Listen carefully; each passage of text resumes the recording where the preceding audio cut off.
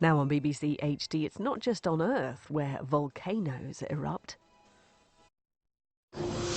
Let's look at the solar system. Yes, let's. There are wild worlds of wonder out there waiting to be explored. It could get hot. It could get explosive. It could get a bit smelly. But we're ready for everything that the solar system has to throw at us. Ease down. And he's Steve. And we're a pair of space cadets. Too right. Imagine if one day you could journey to every corner of the solar system. First in the queue for a bit of space hopping would be Dan and Steve. They're desperate to explore the wildest, most out there stuff the solar system has to offer. And this time they're on the trail of volcanoes in space.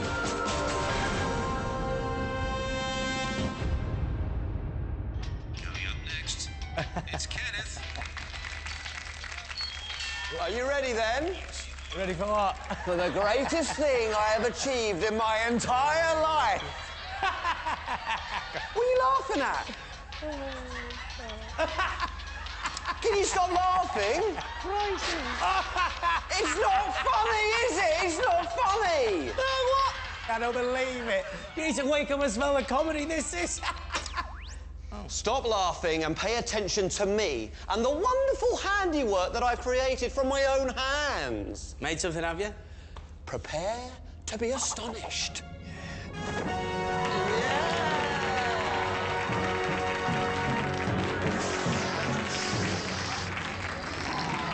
Yeah, we did it! Yeah. Certainly am astonished. Steve, if we ever travel into the solar system, this can be our home. The mothership for exploring all the exciting things on different planets, like volcanoes. Whoa, whoa, whoa. Hold your jets, rewind your horses, catch the pigeon. Volcanoes? You sure about that? Yes. What do you think the heat-proof pans are for? It's for heat protection, isn't it? And if you don't believe me, why don't you listen to the coolest scientist in the solar system? Huh? Meet Professor Brian Cox. He used to be a pop star. Now he's exploring the stars. I'm travelling the world to find out what the most incredible things to be found on our planet can tell us about alien worlds out there in space. Our solar system is an amazing place. And the more we explore it, the more mind-blowing it turns out to be. There was a time when Earth was the only planet that we knew for certain had volcanoes like these. On Earth, at any one time, there are likely to be as many as 20 volcanoes which are alive and actually erupting. And I'm on my way to see one of them for myself in one of the most hostile places on Earth, Erta Ale in Ethiopia, East Africa. The name of this place is Smoking Mountain, but that hardly does this place justice. The incredible heat and the smell of sulfur dioxide makes this place the closest thing I can imagine to hell on Earth. Volcanoes are formed when molten rock beneath the Earth's crust, called magma, rises up to create deadly liquid lava on the surface. When we started to explore the solar system, we discovered that something similar has been happening on other worlds. Astronauts brought back rock from the moon that had been formed by volcanoes. And hopefully one day it will be possible for space travellers to see the volcanoes we know exist on Mars for themselves. Oh, all that volcano spotting looks hotter than eating a vindaloo. In the Sahara. On a radiator. Wearing a duffel coat. That was a joke. I think I'm going to need more heat-proof pans. You stick as many kitchen utensils as you like on it. Chuck a spatula on if you think it'll help. I don't think that's the problem. The problem is the name. Why? Cadetto 13. Is that a good idea? Are you going to let superstition get in the way of our quest to conquer space? If you are, just touch that wood just in case. Thanks. No, Dan, we wouldn't want to suffer the same fate as Apollo 13, would we? Why? What happened to them? Apollo 13 took off 13 minutes after 1300 hours. It was due to enter the moon's orbit on April the 13th, but at 13 minutes past the hour, disaster struck when an explosion in one of the oxygen tanks left it short of power. Oh, no. And short of oxygen for the crew to breathe. Oh, no! And, although they didn't know it at the time, with a chunk of the outside of the craft blown off. Oh, no! To save power, all the heating, most of the light, the ship's computer and the steering system all had to be switched off. Can it get any worse? The crew were told they had to stop dumping their wee out of the vents on the side of the craft, so they had to store days' worth of it in bags around the ship. I'm sorry, but that is just rank. Then, the cabin became filled with dangerously high levels of carbon dioxide, the poisonous gas that we all breathe out. To solve this, they had to rebuild part of the air cleansing system, only using stuff that was on hand on board, stuff like socks, sticky tape and bits of paper. Whoa, that is what I call a nightmare, Steve. Hey, and the amazing thing was, it all turned out all right in the end. Yeah. They got safely back to Earth and ended up having a film made about them with Tom Hanks in it. So this whole 13 thing was just silly superstition? I should say so. And the scientists were able to learn from what went wrong? Very important to learn from your mistakes, Dan. Yeah, so you can repeat those mistakes next time perfectly. Exactly. No. Steve, Cadetto 18, I'll change it. Cadetto 18 could make us world heroes. Dan, I'm not being funny, but never in a million years is that thing gonna fly. Why not? Well, for a kick-off, it's made out of cardboard, it's covered in saucepans, and neither of us are ever gonna fit inside it. Dan, it's hardly classic spaceship design, is it? And where are we gonna find out about classic spaceship design then? Oh, Dana Montana, you have much to learn. Follow me.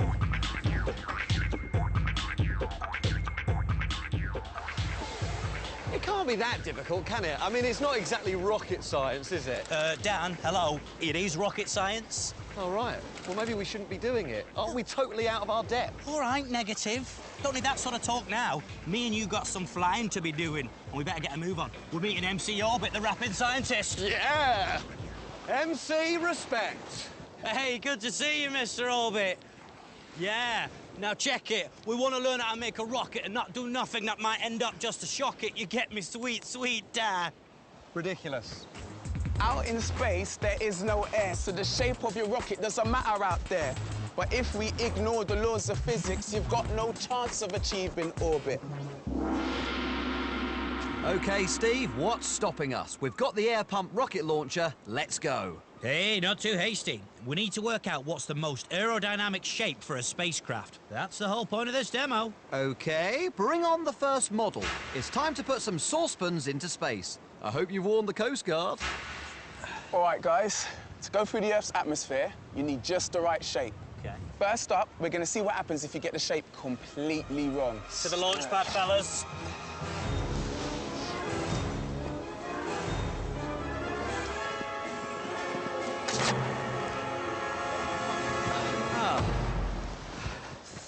Told you it wouldn't fly with a load of saucepans stuck to it. It looks ridiculous. They're the wrong colour. It's not a problem, guys. What we need to do is make it more rocket-shaped. You say so, Mr. Orbit. So, that went well. Look, all along I've been saying we need to ditch the saucepans and make the top of the rocket pointier so it cuts through the air better. Bring on Mark II. I don't believe you sometimes. Right, let's see how high this one goes. Let's do it.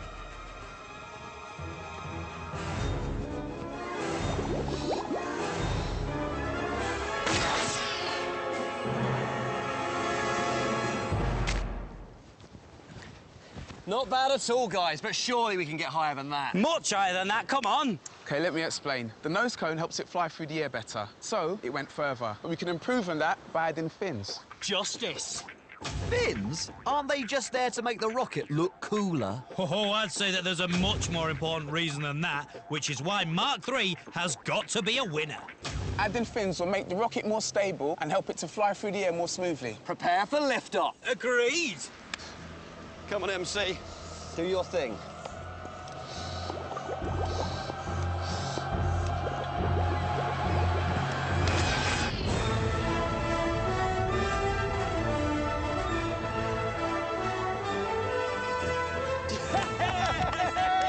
Yes! Come on!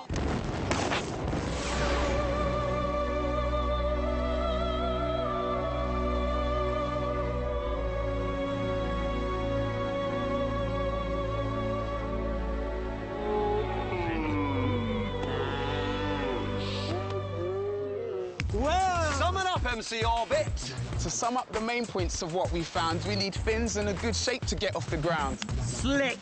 Or what can stop us now? Imagine that one day Dan and Steve are ready to embark on the ultimate space adventure. It might be very, very brave. It might be very, very foolish. But either way, the solar system's volcanoes are theirs to explore. Set the controls for space destination Mars, home to the massive volcano, Olympus Mons. 5, 4, 3, 2, 1, lift off! Right, let's give Olympus Mons the once over and get back in time for EastEnders. It ain't gonna be that easy. Bing bong! Thank you for choosing Space Cadet tours for your cruise around the volcanic hotspots of the solar system. See what I did there? And welcome aboard Flight 00000018 to Mars. Your journey time to the Red Planet will be around 6 months. Wow, that's a long time. Do you know, I can't remember if I fed Mr. Fishy the fish. Coming back could take a teensy bit longer, as by the time you get there, Mars will have moved further away from the Earth in its orbit around the Sun, so you could have to wait a little bit. Just the 18 months before coming back. Wow, that's a long time. Oh no, I've got that feeling. I left the iron on, didn't I? Well, knees up, Mother Brown. 2 years to get to Mars and back. They're having a giraffe, ain't they? Bang on, me old cock spatter. Someone's definitely trying to mug us off. Yeah. But if it is the place for volcanoes, distance has to be no object. Here, Professor Brian, tell us a little bit more.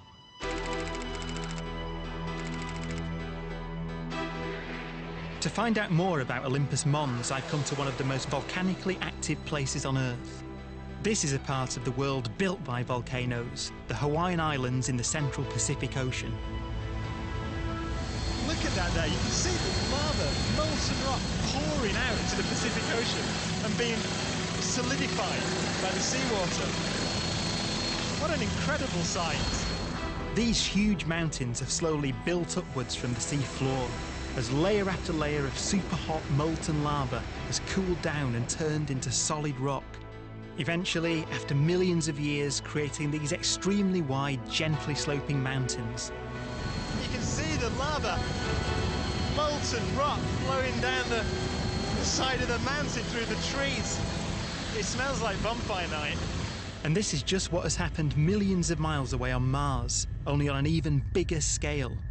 Olympus Mons isn't just a large volcano, it's the hugest mountain in the solar system, 27 kilometers high, 3 times taller than Mount Everest. But although its volcanic history has made it so massive, we've never seen it erupt. We now know more about Mars than any other planet. We've got probes orbiting it and robotic rovers on its surface taking photos, but none of them have ever seen any volcanic eruption happen. So it seems likely that, as far as volcanoes go, Mars is probably now a dead planet. Oi! Who you calling a dead planet? You're cruising for a bruising, son. Hello there, Mars. What's got you all worked up? I'll tell you what, it's a diabolical liberty, it really is. If they ain't digging me up, they're telling me I'm a dead planet. It's doing me nothing. You don't look dead to me. No, I ain't. I'm dormant at worst. Bish bash bosh. And there might be life on me yet. Don't listen to them. They're just picking on you because you're different. Yeah. So what if your volcanoes are most likely dead and you're really windy? What? You call me windy? Did I say windy? Yeah, you call me dead and windy. You come round here, bold as brass, saying that I've got the windy pops. No, not that kind of wind. I mean the 100-kilometre-an-hour gusts that whip up all your red dust and make all those massive dust storms. Oh, right. Yeah, I knew that, yeah. I was just having a giraffe, yeah. Oh, sorry about that, pardon me. Of course, what I'm really looking for is volcanoes. Oh, well, I've got loads of them, yeah. They're massive. Really? How often do they erupt?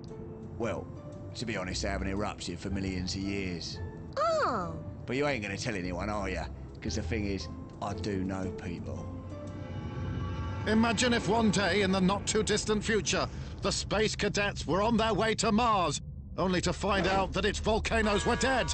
Cadet training would have taught them to weigh up their options wisely and choose carefully what to do next. Shall we go to Mars then? Nah, Eeny, meeny, miny, veeny. Venus! Let's try there! Reset the controls for Venus.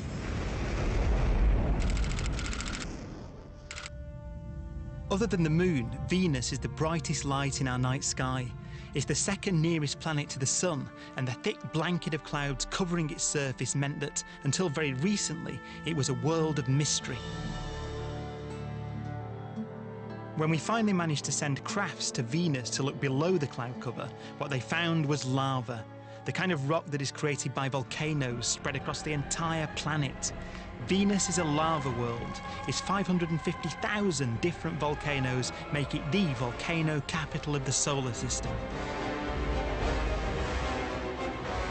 Just like Mars, we haven't seen any volcanic eruptions actually happening on Venus either. But probes have smelt something in the atmosphere that could be crucial, the eggy smell of the volcanic gas sulfur dioxide. And that means that even though we've not seen them yet, we might still find some erupting volcanoes there.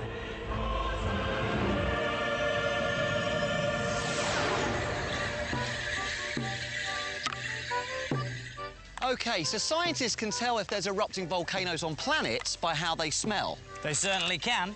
And if we're going to become the biggest space cadets ever, then we need to use our noses as well as our massive brains. Would you look at that? Morris men. I tell you what, Steve, you can't beat the ancient pastime of beardy men bopping about with bells on. Don't just look, Dan. Smell. We're going to have a game of Smell My Planet, and those their friends at Morris are going to help us out.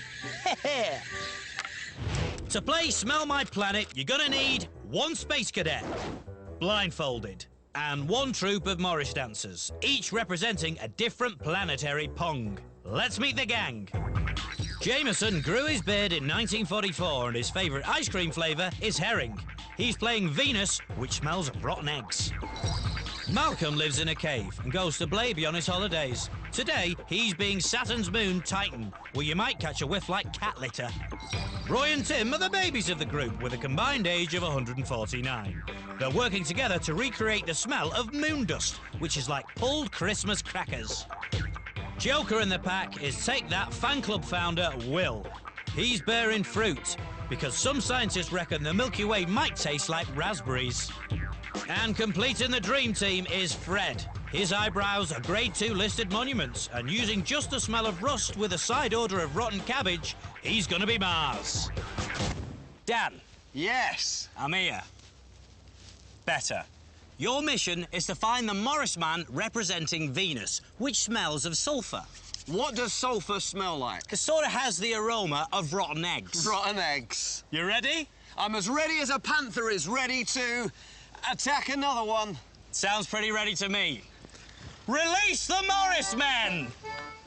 Come on, let me at 'em.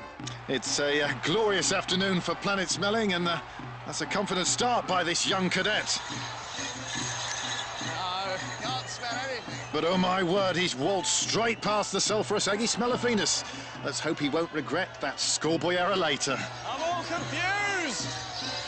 Oh, what is that? It's ammonia that makes cat litter trays smell so pongy. Oh, that's disgusting. And that's a smell you'll find on Saturn's moon, Titan. It's like paint. But Dan's got it horribly wrong. Paint? I don't think so. You're out of order. And his frustration's starting to show. I can't smell anything. Nice sidestep from Fred Stroke Mars there. His rusty metal and rotten cabbages represent the iron oxide and hydrogen sulfide that would tickle your nasal passages on Mars. What are you doing, you idiot? Now, Dan needs to watch out for the Christmas crackers, representing the gunpowdery smell that astronauts said moon rocks had. And just look at that. Time's starting to run out now. Where are you, Venus? Oh, and Dan's been distracted by the raspberry taste of ethyl formate that astronomers think might be found in the Milky Way. Desperate times now for this promising young sniffer. That's it! But hang on. I found them! Oh, yes, back of the net. And he has got to be pleased with that. Excellent nostril skills there, fella. You managed to find Venus, represented by rotten eggs and played by Jameson here. Good work, mate. I'm proud of you. I'm proud of Jameson. Me too. Group hug? Yeah! Come on, guys! Morris! While the celebrations at Village Green HQ are getting into full flow, let's help ourselves to another tasty portion of life with those veteran space pioneers. It's the astrovets. Hey, Jack.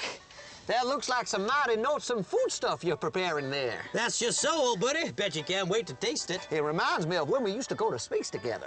Does it really, old space bucko of mine? And I hate to say it, not in a good way. What are you trying to say, old space compadre? What I mean is it reminds me of all the pre-flight breakfast that you insisted on cooking before going into space. The greasy bacon, the smelly sausages, the pongy onions. I always thought you enjoyed my cooking. Enjoy your cooking? Oh, I get what you're trying to do, old Lukey. You're joking. You old scallywag. How could anyone fail to enjoy my pre-flight space fry-ups? I just think it's about time I come clean. Well, speak freely, old compadre. Honesty is the best policy. Okay, your pre-flight breakfast that you cooked up before going into space made me sick. Luke Leaper, I find that hard to believe. Oh, yeah, like the worst kind of dinosaur guff. Well, that's charming. Comparing that grim concoction with the fragrant aromas that sometimes pop out of my rear engine compartment. Just because I am 10 metres tall, 50,000 kilos in weight, foul-smelling beyond your wildest imagining, flatulent like you wouldn't believe, and extinct. That doesn't mean I don't have feelings, you know. Pardon me. Grubs up.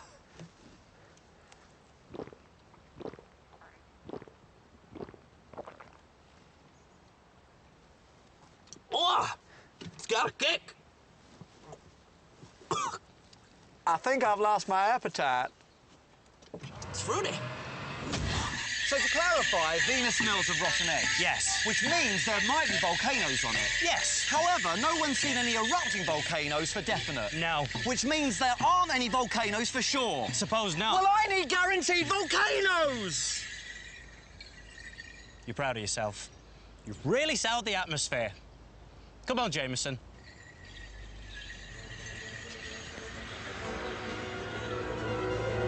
Imagine if one day in the not-too-distant future, the space cadets were to find out that Venus cannot provide guaranteed erupting volcanoes. It would be time once more to weigh up their options wisely and choose carefully what to do next. You know, Venus sounds a bit iffy for erupting volcanoes. Shall we try sniffing around Jupiter, then? That's a really big planet. It must have some. Nice plan. Reset the controls for Jupiter. You're Jupiter, aren't you? Well, well, well. Good news travels fast. I guess so. There are two words to describe me. And they are? Big and brilliant. Let's get things straight. I'm big, I'm brilliant, you're small and pointless. End of story. Charming. Well, I suppose that as you're so big and brilliant, you must have got some great volcanoes on your surface. Oh, yes, volcanoes. Just the sort of exciting and dangerous thing you would expect on a planet.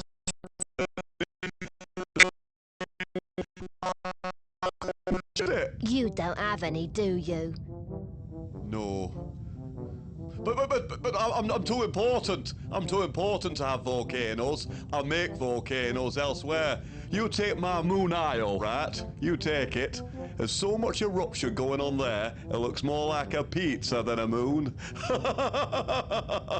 Oh, I'm funny. A pizza? Really? Aye. Aye-oh! Hey, ciao, boss. So what's the dealio? Tell her over there what I've done to you. People often come up to me and say, how come you are so hot when you are so far away from the sun?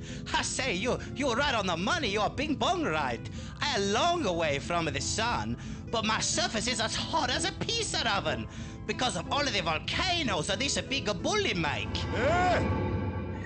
Oh, cheers, Malcolm. See, now we're making progress. Somewhere in the solar system that has volcanoes that are still erupting. But how does Jupiter make volcanoes happen on one of its moons? Good question.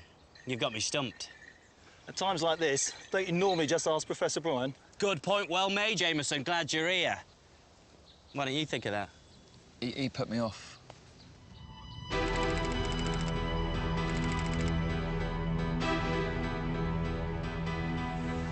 It was a mystery how a moon like Io, that should be a frozen, icy place, could have enough heat inside it to fuel volcanoes. It should be too small and too far away from the sun for that. Amazingly, all that intense heat that drives the spectacular volcanoes on Io is created by a process that we take for granted every day here on Earth. On Earth, as the planet turns, the tides of the oceans go in and out. This is caused by the pulling effect from the moon's gravity, causing sea levels to rise and fall. But on Io, there is more than one competing pull of gravity, as it is being tugged both by Jupiter itself and also by other orbiting moons like Ganymede and Europa. The conflicting pulls on Io mean that something much more amazing happens than the ocean tides of Earth. There is no water on Io, so what happens is the surface itself, made of solid rock, rises and falls by anything up to 100 meters. This means Io's shape is changing all the time from a sphere to something more squashed and oval-shaped.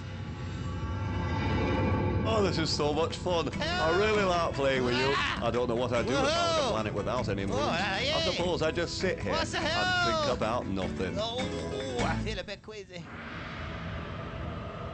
And as Io is squeezed in and out, that makes it heat up a lot. Enough to make it not just the only place other than the Earth that we have found with erupting volcanoes, but the most volcanically active place in the entire solar system. And it's all that eruption that makes Io's surface look so much like a pizza.